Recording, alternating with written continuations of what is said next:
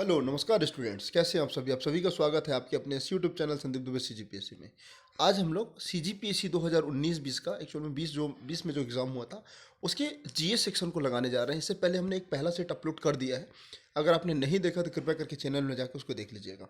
और अगर आप इस चैनल में नए होंगे तो कृपया करके चैनल को सब्सक्राइब करें, अपने दोस्तों के साथ शेयर करें।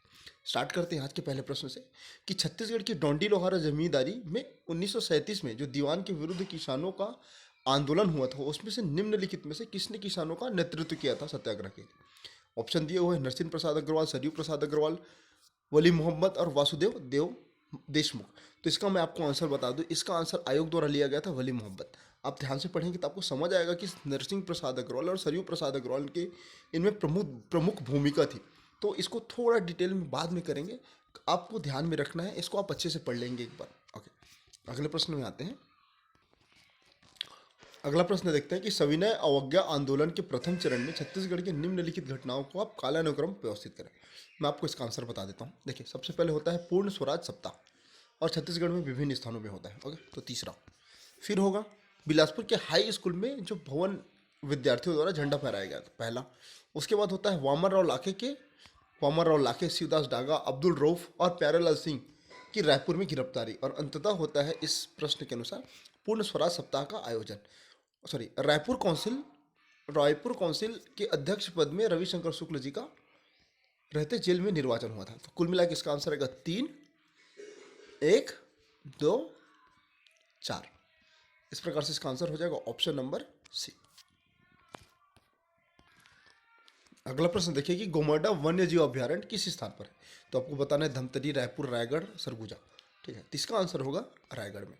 कुल मिला के कितने अभ्यारण्य हैं, तो इसकी संख्या 11 है। सबसे बड़ा अगर बात करूँ तो तमोर पिंगला जिसका गठन होता है 1978 में, साथ ही सेमरसोत का भी गठन होता है। क्षेत्रफल के बारे में बात करूँ तो 608। और सबसे प्रथम अगर मैं बात करूँ तो प्रथम है सीता नदी। ठीक, धमतरी में सीता नदी के नाम से जाना जाता है। 1974 में गठन हुआ था। ठीक है, और सबसे आधुनिक अगर मैं बात करूँ तो 2000 में कौन सा, कवर्धा। बाकी को आप एक बार अच्छे से देख के जाइएगा। अगला प्रश्न है कि देवरानी जेठानी का मंदिर छत्तीसगढ़ के किस स्थान पर स्थित है। तो इसका आंसर मैं आपको बता दूं, तालागांव। कहाँ पड़ेगा भैया, बिलासपुर में, बीएसपी। छत्तीसगढ़ राज्य में 2011 के जनगणना अनुसार राजस्व गांवों की संख्या को बताना है आपको। 20,226, 21,200, 20,826 और 20,126। तो आयोग द्वारा इसका आंसर लिया हुआ था 20,126, ऑप्शन नंबर डी। अमृतधारा जलप्रपात किस नदी पर है, आपको पता होना चाहिए। ये है हसदेव नदी पर। लंबाई बता दीजिए 173। देवगढ़ की पहाड़ी से चांबाकर की पहाड़ी से उद्गम होता है और इसमें बहुत सारे जैसे अकुरी नाला, बहुत सारे आपको जलप्रपात आपको देखने मिलेगा। गौरलाडा चोटी किस पाठ में स्थित है, अगला प्रश्न है। तो ये सामरी पाठ प्रदेश में। कितना है भैया इसका लंबाई, ऊंचाई 1225 मीटर। प्रदेश का सबसे बड़ा, ये सबसे ऊंची चोटी में विराजमान ये चोटी है गौरलाटा की चोटी। ओके, बात करें मांड और महानदी के संगम पर कौन सा धार्मिक स्थल स्थित है। डिंडेश्वरी, अंगारमोती, चंद्रहासिनी, महामाया। तो इसका आंसर आपको पता होगा, त्रिवेणी संगम के नाम से जाना जाता है चंद्रहासिनी। वैसे तो इसके अलावा दो और हैं, राजिम, हरप्पा पैरी और सोंडूर नदी, सॉरी पैरी, सोंडूर और महानदी। और एक आपको बताना है शिवरी नारायण। तो आपके लिए प्रश्न है कि शिवरी नारायण में किन 3 नदियों का संगम है। शिवरी नारायण में कमेंट सेक्शन में आपको इसका आंसर बताना है। अगला प्रश्न है कि निम्न में से रायपुर जिले का कौन सा स्थल लोरिक चंदा गाथा से संबंध माना जाता है। तो इसका आंसर मैं आपको बता दूं, इसका आंसर आयोग द्वारा लिया गया था रीवा नामक गांव पर। ठीक है, रीवा से पकड़ लेना, लोरिक। ठीक है, अगला प्रश्न है कि कब बब मरही तो कब बरा चुरही। ये लोकोक्ति का आपको सही विकल्प बताना है। पितृपक्ष में, दशगात्र में, अंतिम संस्कार में, या कार्य के अनिश्चितताओं को। तो ये जो लोकोक्ति है ना, वो प्रदर्शित कर रहा है कि कार्य के अनिश्चितताओं को। अगला प्रश्न है कि गंगा दशहरा हिंदू पंचांग के अनुसार किस माह और किस तिथि में मनाया जाता है। तो इसका आंसर मैं आपको बता दूं, ज्येष्ठ शुक्ल पक्ष सप्तमी को ये मनाया जाता है। देखिए ये ऐसे प्रश्न है ना जो देखिए 2020 में आया है, तो ऐसा नहीं है रिपीट नहीं होगा 2023 के प्रीलिम्स के लिए होगा। तो कृपया करके आप अच्छे से देखेंगे, यहाँ से आपको एक या दो क्वेश्चन अवश्य मिल जाएंगे, क्योंकि प्रीवियस ईयर के क्वेश्चन में कुछ एक क्वेश्चन आते हैं हर एक साल के पीएससी के पेपर में। चक्रधर समारोह किस नगर में आयोजित होता है? तो ये सामान्यतः आयोजित होता है रायगढ़ में। कब? गणेश चतुर्थी के अवसर के आसपास, ठीक, सितंबर मंथ में होता है। आपको फिर से पुनः बताना है कि वर्तमान में जो 2020-21 का हुआ है, 22-23 का, वो कौन से क्रम का है, क्रम बताना है आपको। आपको ऑप्शन दे दूँ 37, 38, 39 और 40। ओके। खिनवा शरीर के किस अंग में धारण किया जाता है? नाक, कान, उंगली, गला। तो इसका आंसर मैं बता दूं, खेनवा, अगर आपको खेनवा दिखे, खेनवा, खेनवा से तात्पर्य है नाक। खेनवा नाक में पहना जाता है, जबकि खिनवा कान में पहना जाता है। तो इसका आंसर क्या होगा? Option number B. किस जनजाति के रसोई घर को लाल बंगला कहा जाता है? ठीक, तो इसका आंसर है भुंजिया जनजाति के रसोई घर को क्या कहा जाता है? लाल बंगला। अगला प्रश्न है, किस जनजाति की आजीविका पारंपरिक रूप से बांस पर आधारित है? तो इसका आंसर बता दूं, ये गरियाबंद में पाया जाता है, मतलब रायपुर जिला के आसपास, मुख्यतः गरियाबंद में। कौन सा है? कमार जनजाति। ओके। छत्तीसगढ़ में कितने पिछड़े जनजाति हैं? 42।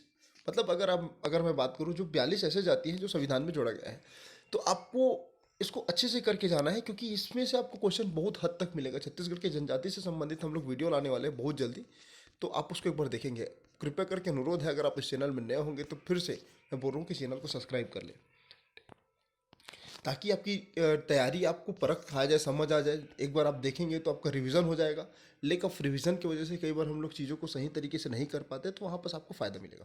ओके, अगला प्रश्न देखते हैं, अष्टराज अंबोस के लेखक कौन है? तो इनके लेखक थे धन्नूलाल श्रीवास्तव जी। ऑप्शन नंबर सी।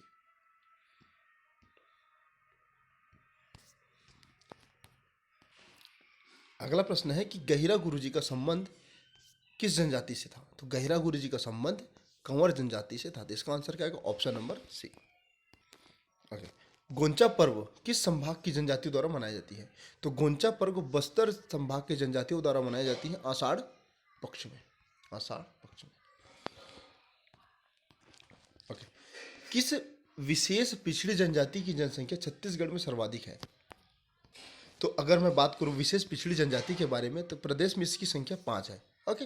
और 2002 में राज्य सरकार द्वारा 1-2 में दो और, पांडव और भुंजिया को जोड़ा गया था। तो 5वां नंबर का कौन सा है? देखो, सबसे पहले तभोज माड़ी, फिर कमार, फिर बैगा, फिर पहाड़ी कोरबा, फिर बिरहोर। ये पांचों याद हुआ। पांडव और भुंजिया दो और हो गए। तो इसका आंसर है, सर्वाधिक जनसंख्या में जो पाया जाने वाली जनजाति है वो बैगा जनजाति है। Option number C.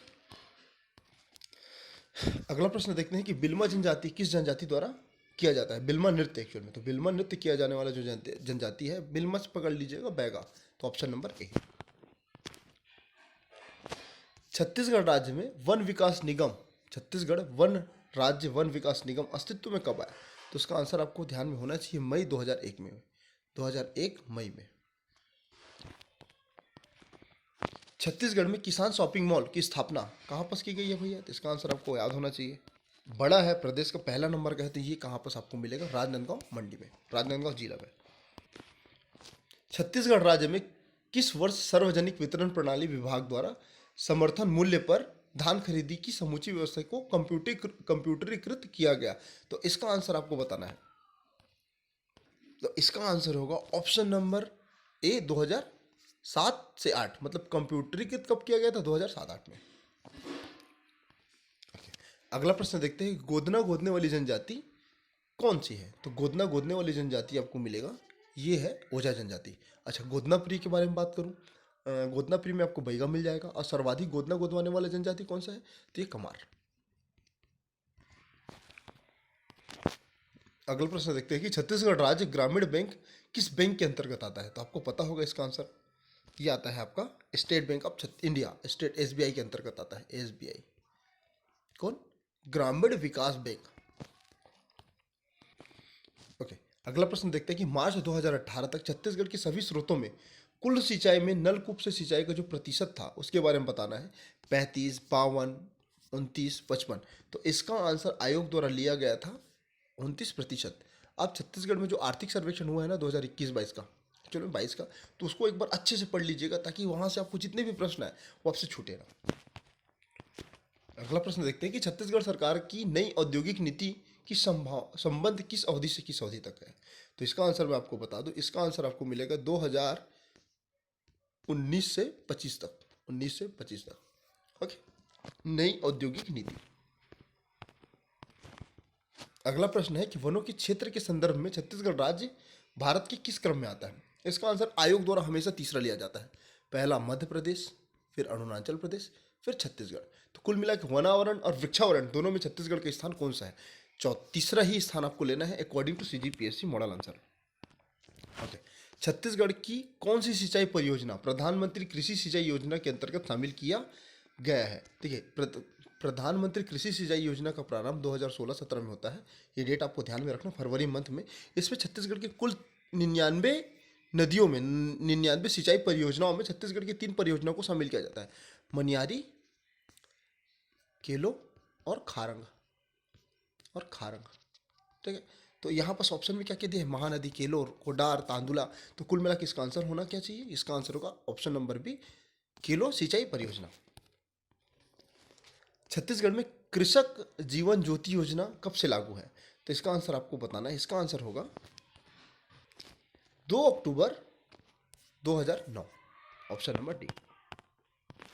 Okay, Chhattisgarh के किस जिले में बॉक्साइट खनिज उपलब्ध है। ऑप्शन दिया है रायपुर, दुर्ग, कोंडागांव और धमतरी। चूंकि जितने बॉक्साइट है वो उत्तर छत्तीसगढ़ में पाया जाता है, ये जसपुर सामरी पाट प्रदेश के अंतर्गत। लेकिन यहाँ तो ऐसा कुछ ऑप्शन नहीं दिया, रायपुर, दुर्ग संभाग और रायपुर संभाग में नहीं पाया जाता। तो ऑटोमेटिक आप रायपुर को काट ले, दुर्ग को काट ले, अब धमतरी में पाया जाए को काट ले। अब बचता है कोंडागांव, तो कुछ स्थान पर पाया जाता है बस्तर संभाग के। तो इसका आंसर क्या होना चाहिए, आप ऐसे एलिमिनेट करके इसको बना सकते थे। इसका आंसर होगा option number C. Okay, Chhattisgarh में किस खनिज का भंडार देश में सर्वाधिक है। कोयला, लौह अयस्क, टीन अयस्क और चूना पत्थर। चूंकि आपको पता होना चाहिए कि टीन अयस्क का भंडारण छत्तीसगढ़ में सर्वाधिक है और एकमात्र राज्य है। कितना प्रतिशत, 100%। इसका आंसर क्या होगा, ऑप्शन नंबर सी, टीन अयस्क। अगला प्रश्न है कि निम्नलिखित में कौन सा छत्तीसगढ़ राज्य के लोकायुक्त है। तो ये तब वर्तमान की बात थी, तब वो थे TP शर्मा जी। वर्तमान में कौन है, कमेंट सेक्शन में इसका भी आंसर बताइए आप। छत्तीसगढ़ के नगर निकायों के चुनाव के आयोजन से संबंधित कार्यों का अधीक्षण, निर्देशन और नियंत्रण के संबंध में जो प्रावधान है वो कौन से अनुच्छेद में वर्णित है। तो इसका आंसर आपको ध्यान में होना चाहिए अनुच्छेद नंबर 243 के क में, ऑप्शन नंबर बी। राज्य सरकार के बाद छत्तीसगढ़ राज्य में सबसे बड़ा नियोक्ता कौन है। विद्युत मंडल, इस्पात संयंत्र, सीमेंट संयंत्र। चूंकि आपको पता होना चाहिए छत्तीसगढ़ में सरप्लस एनर्जी प्रोड्यूस होता है, तो कौन होगा इसका आंसर, इसका आंसर होगा ऑप्शन नंबर ए, विद्युत मंडल। अगले प्रश्न में जाते हैं कि छत्तीसगढ़ राज्य में ईज ऑफ डूइंग बिजनेस कार्य संचालन निम्नलिखित में से किस विभाग द्वारा किया जाता है। मतलब ईज ऑफ डूइंग बिजनेस का जो रिपोर्ट है कौन प्रस्तुत करता है। तो इसका आंसर है वाणिज्य और उद्योग विभाग, ऑप्शन नंबर ए। छत्तीसगढ़ में मुख्यमंत्री वार्ड कार्यालय योजना का प्रारंभ किस तिथि को हुआ। तो इसको आपको ध्यान में रखना, गांधी जयंती 2019, मतलब गांधी जयंती मतलब 2 अक्टूबर 2019 को ये प्रारंभ हुआ। कौन सा, मुख्यमंत्री वार्ड कार्यक्रम योजना। अगला प्रश्न है कि छत्तीसगढ़ में जो स्मार्ट सिटी मिशन के अंतर्गत किन शहरों को सम्मिलित किया गया। रायपुर, अटल नगर, बिलासपुर।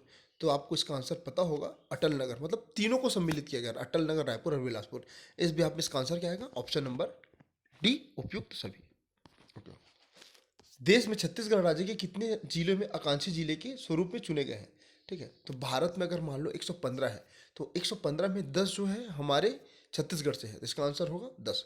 वर्तमान में जैसे राजनांदगांव था, राजनांदगांव को 2 भाग में विभक्त कर लेंगे तो कितना हो जाएगा ये, भाई 12 हो जाएगा। लेकिन 10 को तो ध्यान में रखना है, तो भारत में भी तो 2 बढ़ेगा, तो 115 में 2 बढ़ेगा तो 117 हो जाएगा। तो कुल मिला के इसको भी थोड़ा अपडेट करके रखिएगा। 2019 का करंट अफेयर है कि छत्तीसगढ़ के त्रिस्तरीय पंचायत चुनाव की अधिसूचना कब जारी की गई थी। तो ये जारी की गई थी 23 दिसंबर 2019 को। ये करंट का पार्ट है, तो आपको वर्तमान के करंट के हिसाब से इसको अपडेट करके रखना है। छत्तीसगढ़ की किस बेटी को राष्ट्रीय सेवा योजना 2017-18 के लिए राष्ट्रपति सम्मानित किया गया था, राष्ट्रपति द्वारा सम्मानित किया गया था। तो इनका नाम था प्रियंका बिस्सा जी को तत्कालिक रूप से सम्मानित किया गया था। महिला उत्थान के लिए छत्तीसगढ़ में के राज्योत्सव 2019 में मिनी माता सम्मान किसे प्रदान किया गया था? तो ये रुक्मणी चतुर्वेदी। तो कुल मिला के 2023 का आपको बहुत ही ज़्यादा महत्वपूर्ण है, ध्यान में रखिएगा। वैसे तो आपके पास इसका पीडीएफ होगा, अगर नहीं है तो कृपया करके मेरे चैनल में जाइए, वहाँ पर इसका पूरा वीडियो अपलोड कर दिया हूँ। जितने भी हमारे अभी वर्तमान में जिनको राज्योत्सव में राजकीय पुरस्कार मिला है, जितने भी पुरस्कार हैं, एक बार देख के जाइएगा, क्योंकि यहाँ से एक प्रश्न 100% आएगा दोस्तों। अगला प्रश्न है कि मुख्यमंत्री हाट बाजार क्लिनिक योजना का शुभारंभ छत्तीसगढ़ में कब प्रारंभ हुआ? तो इसका भी आंसर होगा 2 अक्टूबर सन 2019 को, option number A. Okay. Chhattisgarhi भाषा को संविधान की किस अनुसूची में शामिल करने के लिए शामिल करने के लिए जो राज्यसभा में मांग थी ना, वो उठी थी। देखिए, अगर बात करूं राजभाषा आयोग का गठन होता है 28 नवंबर 2007 को, ठीक। फिर बहुत सारे कानून बनते हैं 2008-9 को, सम्मेलन होते हैं। मुख्य उद्देश्य क्या है कि छत्तीसगढ़ी भाषा को संविधान के 8वीं अनुसूची में दर्ज करवाना है। और 8वीं अनुसूची क्या है? भाषाओं के बारे में दिया गया है, जिसमें 22 भाषाएं सम्मिलित है। अंग्रेजी को छोड़ दो, अंग्रेजी को छोड़ के बाकी बहुत सारे, जैसे तेलुगु, तमिल, मलयालम, बहुत सारे। आप सबको एक बार ध्यान से देखिएगा, उसमें 2 बार संशोधन हुआ है। मुख्य तो 3 बार संशोधन हुआ है। एक बार हुआ है 21वां संविधान संशोधन, 1967। अच्छा, प्रारंभिक रूप से ना जो संविधान संशोधन के पूर्व जितने भी हमारे संविधान की जो भाषाएं हैं, 22 भाषाएं हैं, एक्चुअल में 22 नहीं थे, मूल संविधान में केवल 14 भाषाएं थे। बाद में संशोधन करके 8 और भाषाओं को जोड़ा गया है। तो 1967 में सिंधी को जोड़ा गया, एक ध्यान में रखना, ठीक, 21वां से। उसके बाद 71वां संविधान संशोधन याद रखिएगा, इसमें जोड़ा गया था माँ कोड़ी, मतलब कोंकणी, मणिपुर और नेपाली, 1992 में, ठीक। उसके बाद जोड़ा गया था 92 संविधान संशोधन 2003 में। बीडीएमएस मतलब मैथिली, बोडो, संथाली, डोंगरी, इस प्रकार से कितने राजभाषा हो गए? 22। लेकिन छत्तीसगढ़ को इसमें अभी तक जोड़ा नहीं गया, इसी कारण इसमें जद्दोजहद किया जा रहा है कि छत्तीसगढ़ी भाषा को 8वीं अनुसूची में जोड़ा जाए। ऑप्शन नंबर इसका आंसर होगा। अगला प्रश्न है कि प्रमुख तेलुगु कवि श्रीनाथ किसके दरबार में थे? तो ये थे देवराज द्वितीय के दरबार में, तो ऑप्शन नंबर सी। अगला प्रश्न है कि मध्यकालीन यात्री और लेखक इब्न बतूता किस देश के निवासी थे? इनका आंसर आपको ध्यान में रखना है। कहाँ के निवासी थे? ये मोरक्को के, ऑप्शन नंबर बी। एक क्रांतिकारी का कथन दिया गया था और बताया गया था कि इनमें कौन सा क्रांतिकारी है जो एक कथन के बारे में बात करते हैं, मतलब दिया था उनके द्वारा दिया गया था। दिया हुआ है कि भारतीय शहीदों का खून का बदला लो, अपनी मातृभूमि को आज़ाद करने के लिए अपनी तलवार का इस्तेमाल करो, पूरे भारत में एंग्लो अमेरिकन दुश्मन के खिलाफ उठ खड़े हो। ये जो कथन था ना, ये कथन था रासबिहारी बोस का, ऑप्शन नंबर ए। अगला प्रश्न है कि भारतीय यात्रा में फाहियान ने एक अस्पताल का उल्लेख किया था, वह कहाँ स्थित है? वह स्थित है पाटलिपुत्र में। इसका आंसर क्या है? Option number D. शांत घाटी, भारत में शांत घाटी किस राज्य में स्थित है? तो इसका आंसर है Kerala, option number B. Cherrapunji आपको कहाँ मिलेगा? मेघालय में, ठीक। तो ये क्वेश्चन है कि ये कौन से पहाड़ी पर स्थित है? तो मेघालय में ना 3 पहाड़ियों के नाम के बारे में आपको जानना है। ये हो गया गारो, ये हो गया खासी, ये हो गया जयंतिया। तो खासी पहाड़ी में चेरापूंजी और मासीनम दोनों आपको मिल जाएगा। तो इसका आंसर क्या होगा? Option number C. ओके, जोड़ी दियो है बताने में से कौन सा सुमेलित नहीं है, ठीक है। मक्का सर्वाधिक उत्पादन उत्तर प्रदेश में, पश्चिम बंगाल में, ठीक है। सॉरी, इसका कुछ दिया होगा, इसमें विकल्प गलत दिया हुआ है। कपास महाराष्ट्र में और सोयाबीन आंध्र प्रदेश में। तो इसका आंसर क्या होगा? भैया ये तो त्रुटि है ना, एक्चुअल में ना इसका आंसर होगा सोयाबीन आंध्रा, क्योंकि सोयाबीन का उत्पादन तो मध्य प्रदेश में होता है, इसी कारण इसको सोया स्टेट कहा जाता है। तो इसका आंसर लिया हुआ था option number D. May be इसमें जूट का दिया था, पश्चिम बंगाल में जूट का, तो उसको ध्यान में रखना। अगला और लास्ट प्रश्न है इस सेशन का, निम्नलिखित में से किसने असहयोग आंदोलन विरोधी सभा की स्थापना करी? तो इसका आंसर था जमुनादास ठाकुरदास, ठीक, जमुनादास ठाकुरदास। तो इसका आंसर क्या होगा? Option number A. तो कुल मिला के यहाँ पर 100 क्वेश्चन हमारे पूरे होते हैं। इसके बाद 2021-20 का भी लाएंगे, जितने भी अभी तक एग्जाम हुए सबको एक एक करके लाएंगे। कुछ एक क्लासेस रहेंगी, चाहे छत्तीसगढ़ से संबंधित रहे, और छत्तीसगढ़ में जो हमारे छत्तीसगढ़ ग्रंथ अकेडमी है ना, उसका वीडियो लेके आएंगे, हैंड रिटन नोट्स रहेगा। अच्छा लगे तो कृपया करके चैनल को सब्सक्राइब कर वीडियो को लाइक करें। मिलते हैं अगले वीडियो में। God bless you all.